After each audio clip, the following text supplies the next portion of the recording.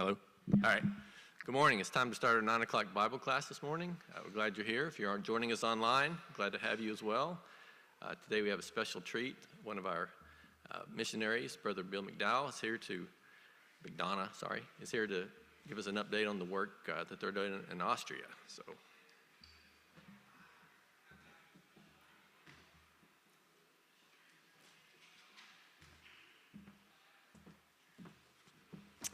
Thank you. It's always a joy to be with you.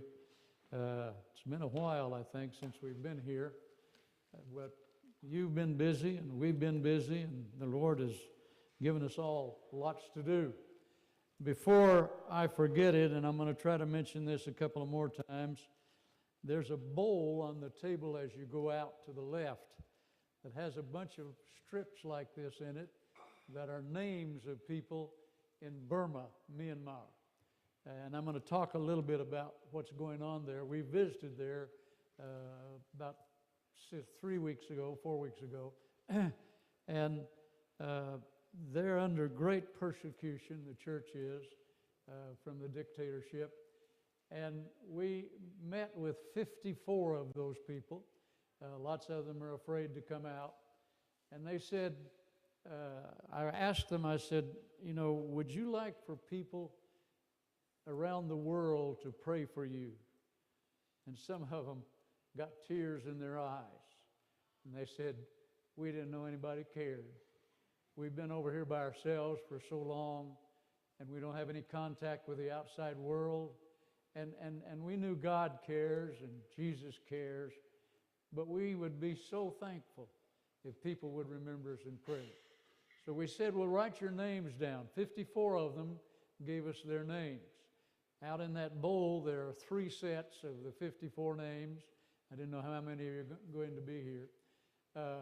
But their names like Chi Min, she spells it, we would say Kiki Mint, or Ma Ten Su Nandra Ang.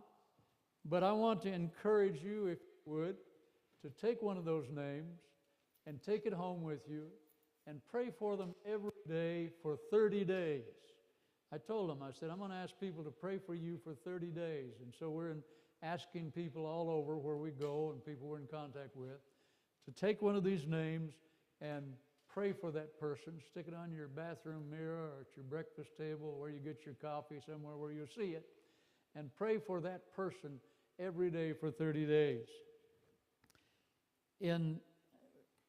As the brother introduced me said, we are primarily working in Austria right now. And we'll talk about that.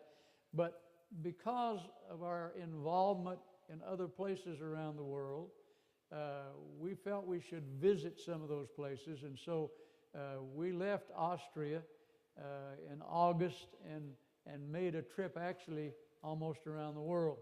We first went to India, where they had asked me to help them put together a lectureship, and we did that and met with a group of Indian brothers and sisters there. The church in Manipur is being persecuted also. They tell us that the majority group, Islamic, in that particular section of India, is actually trying to get rid of all the Christians. And so some of them are having to meet in secret, and it's difficult for them. So remember to pray for them.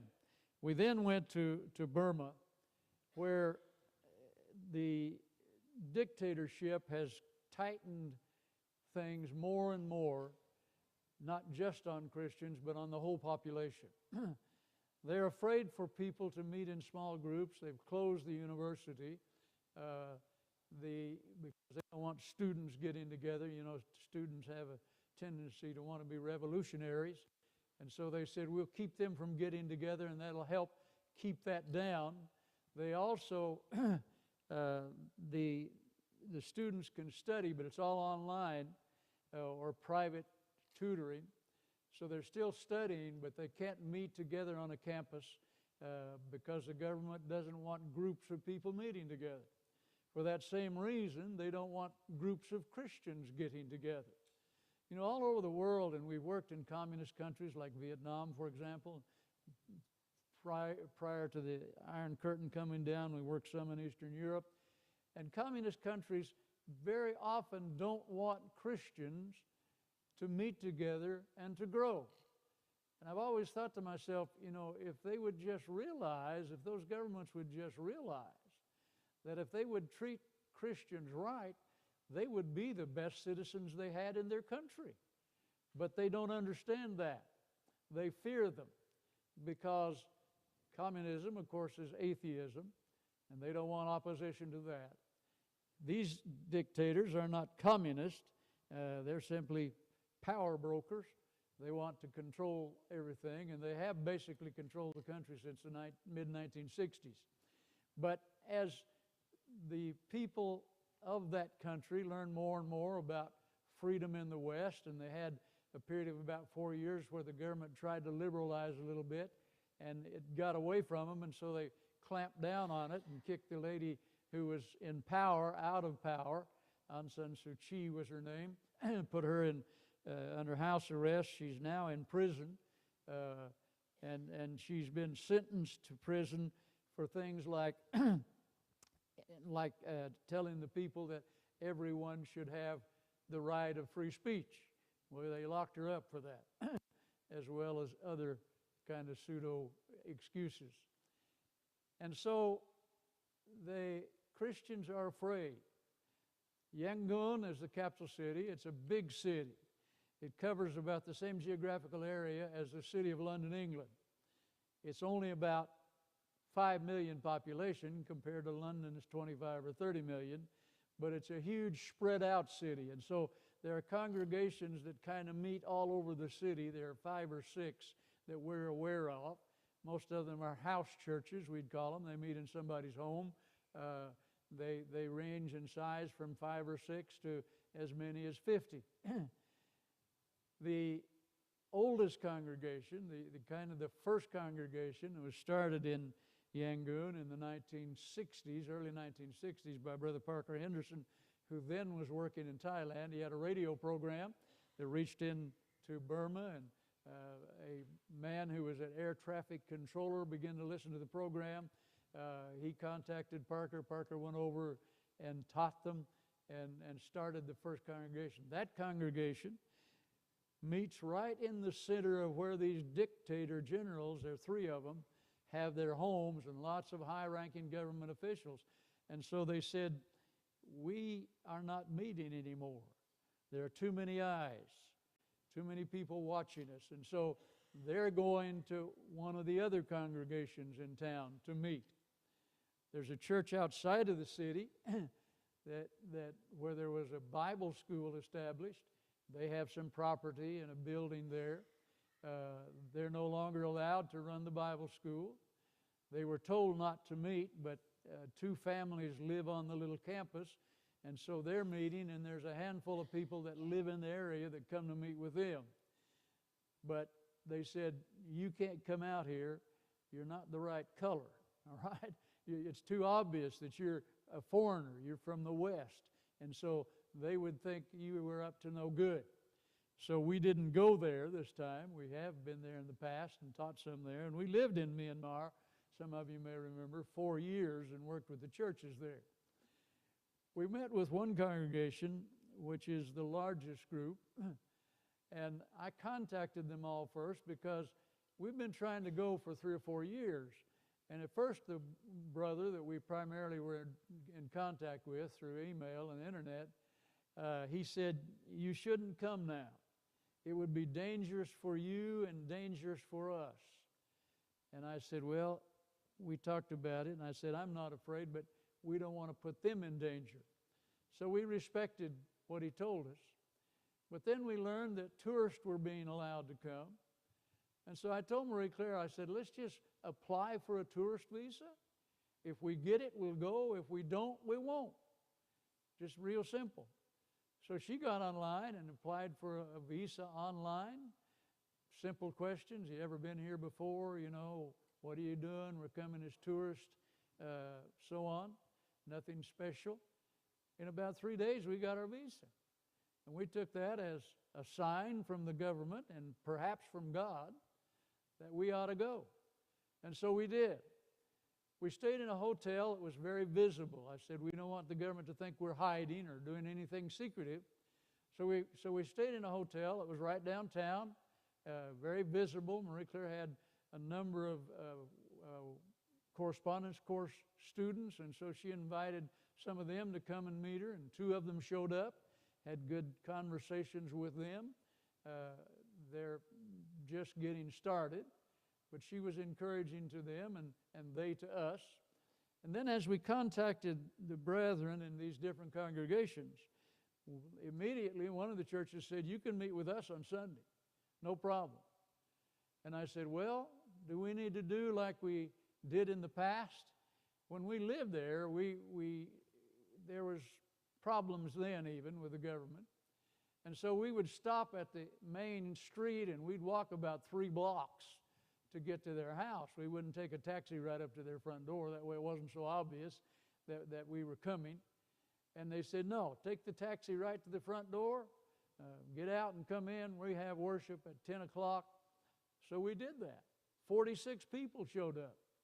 And we were delighted to see them, and they us, and they asked me to teach and preach, which we did that first Sunday.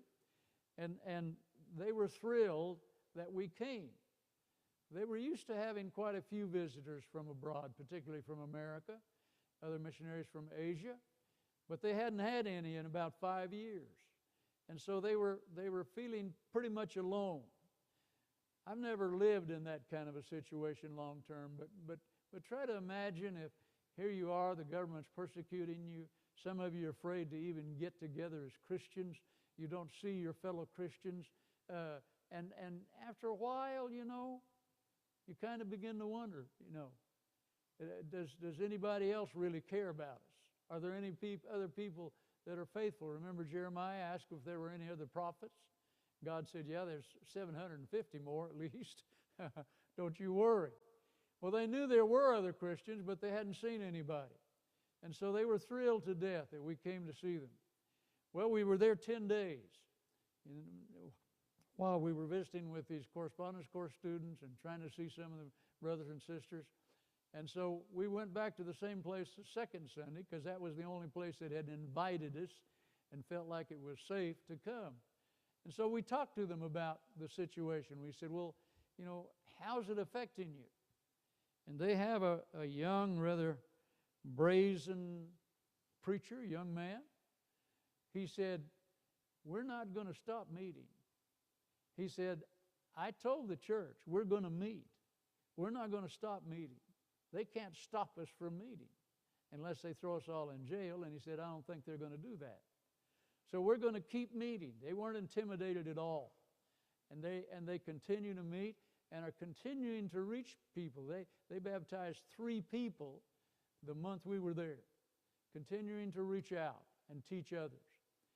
So after we were there about a week, I kept thinking, and we kept meeting with some of the others privately. I thought, wouldn't it be great if somehow we could arrange to get all of these people together, because they hadn't seen each other and had very little contact with each other from the 5 or 6 different locations where they were meeting. So I began to talk to a couple of the leaders. I said, is there any way that we might be able to get them together? And immediately, a couple of them said, sure. I said, where and how? They said, you couldn't preach or teach. I said, that's okay. Let's just get together and have some fellowship. Just love on each other. Let each other know that we're here, that we're faithful, that we care about one another. And so they said, well, there's a restaurant called the Golden Duck. Well, I knew the Golden Duck restaurant. It's a well-known restaurant. And I thought, we can meet there. And they said, they don't have any private rooms bigger than 12, and we'll have more than that. Well, that's where these 54 people showed up, whose names are out there in that bowl. And so they came from all of these congregations. And it was fun to watch them. They hadn't seen each other, some of them in 3 or 4 years, hadn't had any contact. And they wondered, well, is my good friend that's a member of that church still faithful? Is the brother who used to preach and teach over there, is he still faithful? Are they still active? Well, that gave them an opportunity to share and there was more hugging that went on than you'd ever see in Asia, because they don't usually hug. They don't hug, and they do this, and in fact, men are not supposed to touch a woman. And I'm a patter. I kind of pat people on the shoulder. Well, I had to learn to even stop doing that. But they were hugging that day. And so we had a great day. And I said, can I say something? Can I speak? And the two fellows that helped us organize, they said, you can't preach here. Because we were just in the corner of the restaurant. Big restaurant. Probably 4 times the size of this auditorium. Restaurant would probably seat 300 people. And they just said, we'll just put you over here in the corner. And so we had 6 tables of 10 chairs each over here by ourselves. But there were other tables right here that weren't part of our group. And so everybody was going to hear whatever was said and done. So they said, sure, you can talk to them, but you can't preach. Don't refer to the Bible except in general terms. And I said, can we pray?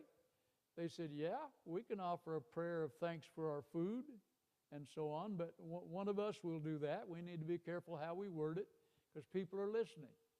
So we did. We spent about 3 hours together, and it was a wonderful celebration of getting together again.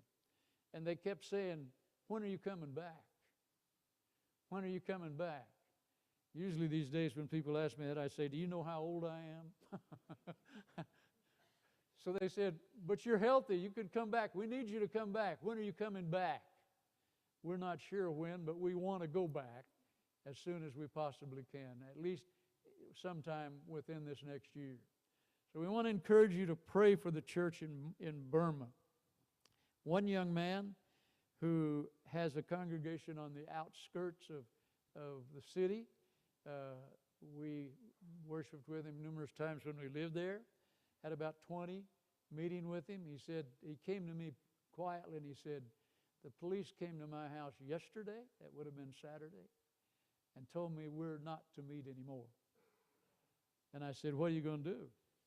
He said, well, I told the church, I contacted all the Christians, and I said, my family and I are going to be here, and we're going to meet at the same time just like we always have. I'll leave it up to you if you want to join us or not. He said, we don't want to pressure people to come because they could go to jail, and some of them have. But he said, we want them to know that we're going to be faithful and we're going to continue to meet. So when you think about how easy it was for you to come and meet here today, remember those people in Myanmar. We also went to Vietnam. Some of you will remember we had what we called the Ship of Life on the Mekong River for 11 years till the government finally shut us down. And that ship was built in Vietnam at a shipyard there. They designed it for us to our specifications, our needs. It was built there. And it took about 2.5 years to build it. Well, there's a missionary that some of you may know by the name of Tom Toon. Tom was an early missionary to Hong Kong. He was there in the late 1950s. He was a widower, and he later has worked a lot in the South Pacific. And Tom knew boats, and he'd worked in a shipyard in Seattle during the war. He'd always had a big sailboat. For a while, it was docked on the Arkansas River in Little Rock, and that's where I got acquainted with Tom. So I contacted Tom, and he was in Samoa, American Samoa. And I said, Tom, we're going to build this ship. I don't know anything about boats. We need somebody that knows about ships. He said, then he told me his history. He said, man, I've worked in shipyards.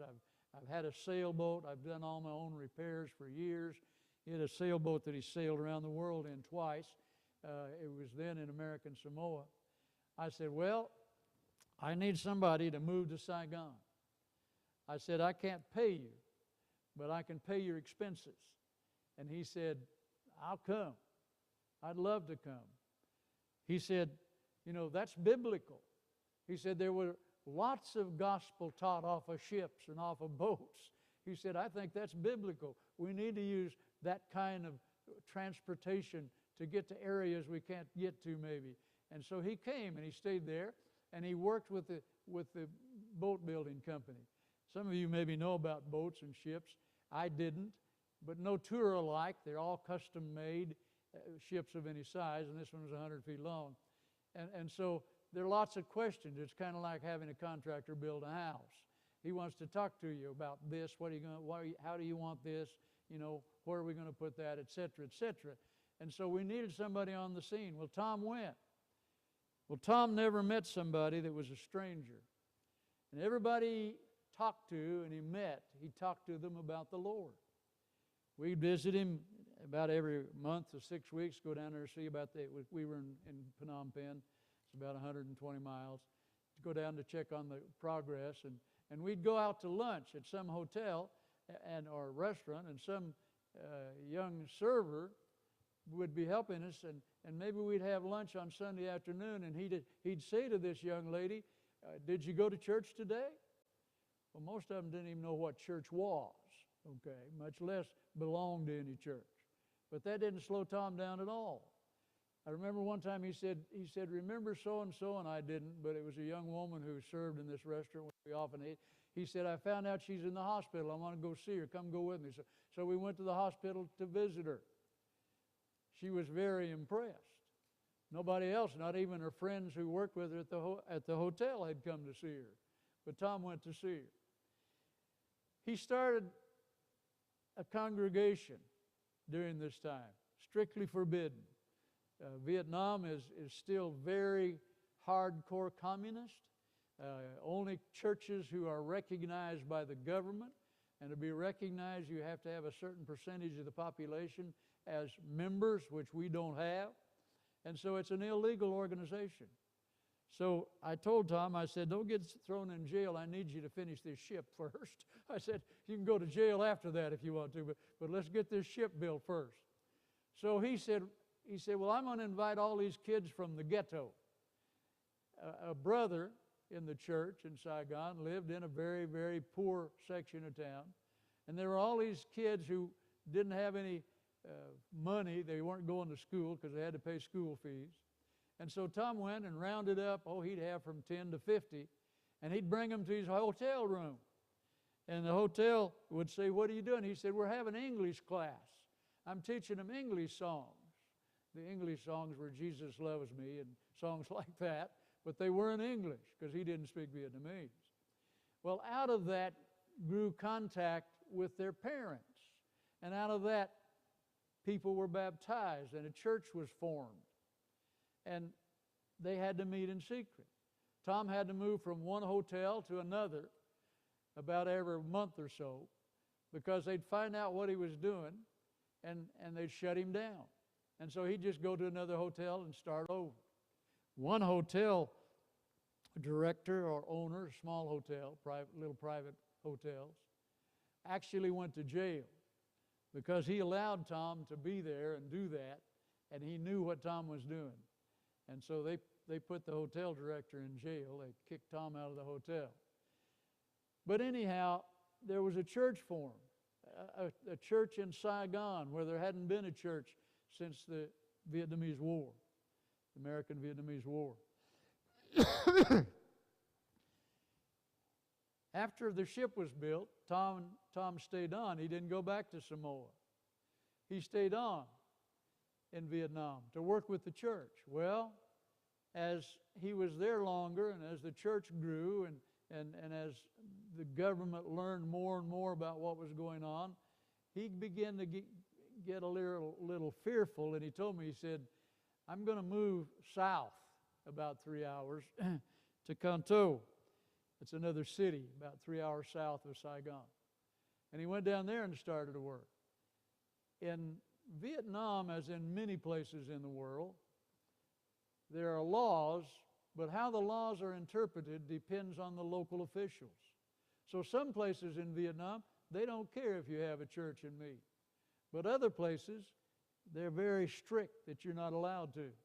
Well, Tom found out in Can Tho he could go down there and the government wouldn't bother him. And so they started to work down there. Tom died about 6 or 7 years ago. But his son, Tom Toon, who preached over here in Virginia for a long time, Mike Toon, has continued to go twice a year and work with the churches. Well, the main leader in Saigon, speaks about 5 or 6 languages. Actually, he's Laotian, but he was sent to Paris to live with a Vietnamese family while he was a child, and so he speaks fluent French. Marie Claire says his French is perfect. He speaks fluent French, he speaks Vietnamese, he speaks Laotian, and another language or two. He came back to Saigon to start a business. And so he immediately got involved with the church and kind of became the leader in the church.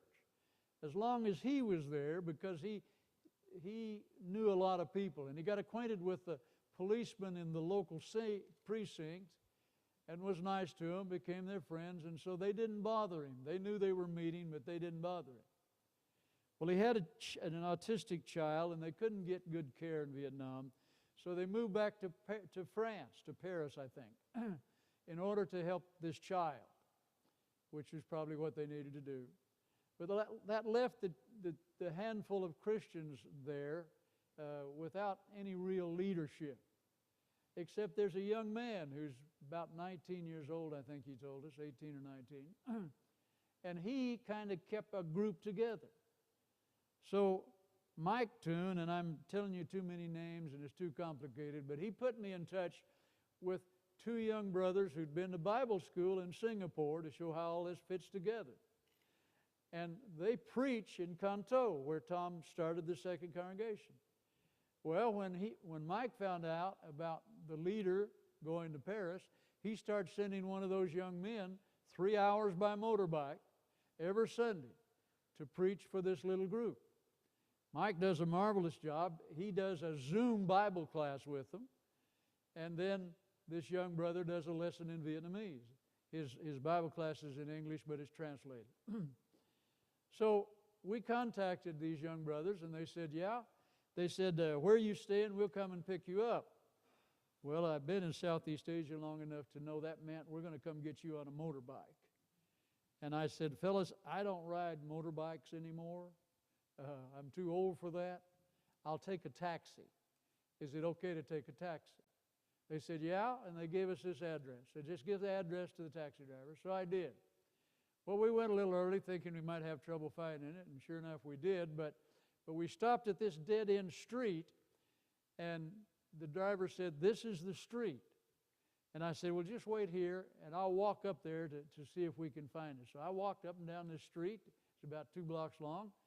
Didn't see anybody. Nobody kind of looked like they might be looking for a guy like me. And so I went back to the taxi, and the taxi driver asked some of the neighbors, do you know about a church group that meets here? Nobody seemed to know. And when we were about to try to decide what to do, here came this young man from Canton on his motorbike, and he says, follow me. So we go back to the end of the street, last house, right-hand side. We go there, and it's just a regular house, a little like condominium. A family obviously lived there who had nothing to do with the church. The kids were playing, and the parents were there. And so we go upstairs, the 3rd floor, back of the house is a bedroom not much bigger than the top of this table, maybe about that long and about this wide. And there was a bed in there. They're still sleeping in there, still using that bedroom, a closet. And so 10 people showed up. We were sitting on the bed and had a couple of chairs leaning up against the wall. We were crammed in there. They had a big screen TV. Mike did his Zoom lesson. The young brother then taught a lesson in Vietnamese. They sang some songs. After it was over, I asked the young men, a couple of them spoke English quite well. I said, explain to me about this room. They said, well, we have to change where we meet every month, at least once a month, or the police will find us and run us out. So they said, we find some family like this family. Didn't know them before. I'm not sure how they made contact. And we give them a few dollars to let us use their bedroom 2 hours on Sunday, or 1 hour on Sunday, I guess it was. I'm not sure. 1 or 2 hours on Sunday. And that's where we meet. Next month, if you come back, we'll be at a different place. You contact us, and we'll tell you where we'll be. And I thought, This is first century Christianity. These are people who are not afraid to take a stand for the truth, for the gospel, who are doing it at considerable risk. Some of them have been in jail. They don't keep them long. Just kind of try to scare them bad. Put you in jail, maybe rough you up a little bit and turn you loose in a couple of days to try to get you to stop meeting. But imagine what that would be like. And as you think about it, do 2 or 3 things. One is give thanks we don't have to live like that. But also remember them in prayer. Remember their great example they are for the whole world. I wish every Christian in the world knew their story, because they would be encouraged. And people who think, well, I can't go to church because this, that, or the other, it's difficult for me. Now, I know there are reasons why we sometimes can't go. You know, I had COVID, and I've never been so sick. I had it 5 days. I didn't get out of bed. I didn't go to church that Sunday, all right? So there are some times when we can't go. But sometimes we just use flimsy excuses, or we just kind of don't have the energy. We don't really want to get up and go. Remember these people when those days come around, because we're all tempted. In Salzburg, Austria, and as was mentioned as we begin, that's where we're spending the majority of our time now. And I talked to you about this the last time we were here. There are all these refugees who came from the Middle East. In 2015 and 16, if you remember back that far, I still have a pretty good memory. Why, we saw on television all of these people from the Middle East coming, you know, droves of them. I've got a big poster in my home office back in Little Rock that shows 10,000 people in mass walking across the Syrian border headed west. Austria took about 1.5 million of them. They tried to divide them up in Europe. I'm wrong. They took about 500,000. European countries all over kind of divided them up. If you come to Austria as a refugee from anywhere and you're seeking political asylum for whatever the reason, if your life's been threatened, whatever, if it's legitimate, they send you to the capital city. Austria is only about the same size as the state of Arkansas. It only has 5 million population. It's a small country. But the capital in Vienna has 3 million of those 5 million. And so everybody goes to Vienna for the initial processing. And you stay in old army barracks that haven't been in use in a long time. And that's where you're housed as a refugee when you come to Austria and are seeking legal entrance and political asylum. People off the street cannot go into those barracks. We can't go in there. Austrians can't go in there. But the refugees are free to come out. They come out and visit the city and so on, and go back in at night or for their meals. Well, there's a brother in the church in Vienna who works inside the largest barracks holding of refugees. There's a place called Trikirchen. It's just outside of the city limits of Vienna. He works inside. The church in Vienna, the German-speaking church, said to one of their young brothers, they said, Gerhard, why don't you go work with the Austrians? We'll encourage you. We'll help you. I mean with the refugees. Why don't you go work with the refugees? Take that on as your work. And Gerhard said, okay, I'll do it. So in contact with this brother who's inside, the church prepares a home-cooked meal. They're members of the church already in Vienna who are from the Middle East. So they know what people from the Middle East like to eat.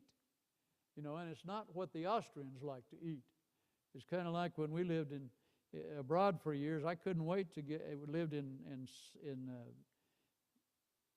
Cambodia. I couldn't wait to get to the airport in Thailand when we'd come home because there was a Burger King there. and I like burgers. And so I'd go to Burger King. I'd make sure I got there in time to get me a Burger King before I got on the airplane. Well, that's the way they are. Home-cooked meal. So the church prepares all of this food. They go just outside the barracks on the sidewalk, and they set up these folding tables. And they put all of this food that the people from the Middle East love. They also put Bibles and tracts in about 10 Middle Eastern languages. Right when you first come to get your food, you go by the Bibles and the tracts first. There's somebody there talking to you. And Gerhard Krosnick, this brother that we work with, he's usually there, and he says, if he sees somebody looking at the books, picks up a Bible, looks at a tract, he said, on Tuesdays, I have a information study over here at McDonald's. There's a great big McDonald's. It has a huge dining area. And if you buy a cup of coffee or a hamburger, they're glad for you to come in and sit, and they don't mind. And so he has Bible studies there on Tuesdays. People come. He's baptized over 150 of these previously Muslim, Islamic people.